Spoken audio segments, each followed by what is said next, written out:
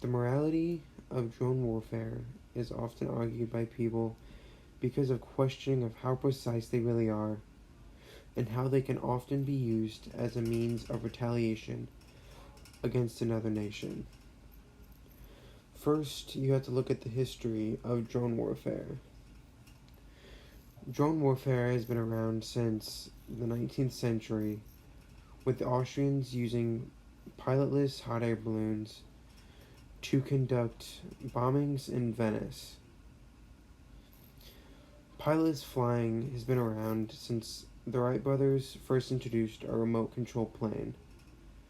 As time went on, the pilotless technology has become more advanced and eventually led to the creation of the Queen Bee and the Nazi V-1, which were essentially remote control bombers. Eventually, the pilotless aircrafts started being used as spy planes by the US to gather intelligence without risking the lives of the pilots or potentially creating an international incident if the pilots were to be captured by another country. The drones that are used in today's battlefields came from different leaps in technology. First, the work of an Israeli aviation specialist who was responsible for the creation of the sleek glider-like properties which allow for the drone to continue flying for over 24 hours, which comes in handy for a country to surveil another country from the sky for a long period of time.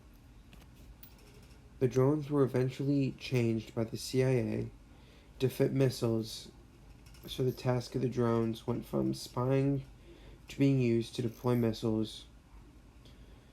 These drones have been used by at least 7 other countries, including the US, and were used numerous times for the US's war on terror. As you can see by this first graph, it shows the number of civilians killed from US drone strikes carried out under CIA command in Pakistan. And as the graph shows, the amount of civilians killed has greatly gone down from 2009.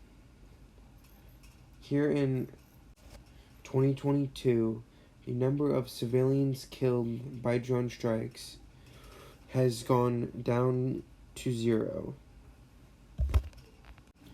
This shows that the number of drone strikes has both gone down and the preciseness of the drone strikes that are being used has gone up.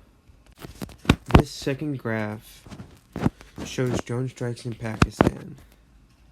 There are 3 different graphs in this. One of them is for the number of strikes, which never exceeded over 140 from 2004 to 2014.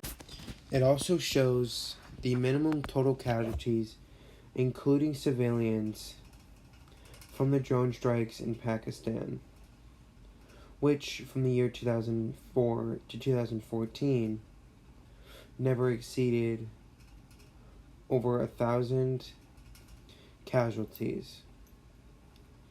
The civilian casualty count listed in this graph shows that the number of civilian casualties only reached 100 in the years of 2004 to 2014. This shows the preciseness of the drone strikes when they are being used, because the drone strikes are being used to target specific targets that are being used as strongholds for different terrorists in Pakistan. The question of whether drone warfare is moral or not is really a tough question, because there are so many different ways that it is being seen. Because some people say that because the drone is taking the place of a plane that needs to be piloted, you are saving the lives of the pilots because they don't have to do the bombing like they would if the drones were not around. But others say that because the drone is guided to do one thing, that because of this, innocent people can be killed because there is no true way to control where the missile is going, so you can't tell whether you're bombing terrorists or civilians. According to John Paul II, regarding the argument of legitimate defense, the damage inflicted by the aggressor on the nation or community of nations must be lasting, grave, and certain. All other means of putting an end to it must have been shown to be impractical or ineffective. According to information that was released by the Obama administration, roughly 2,500 terrorists and between 64 and 116 civilians had been killed at the hands of drone strikes. But some estimate that the number of Al-Qaeda or Taliban leaders killed is only about 2%, which suggests that drone strikes are not always as precise as people claim. Based on these statistics given by the Bureau of Investigative Journalism, you can see that the confirmed kill count is between 8,000 and 16,000, and the civilians killed is between 910 and 2,200. According to this graph, when Trump was inaugurated, the amount of civilian deaths in Iraq and Syria went up dramatically.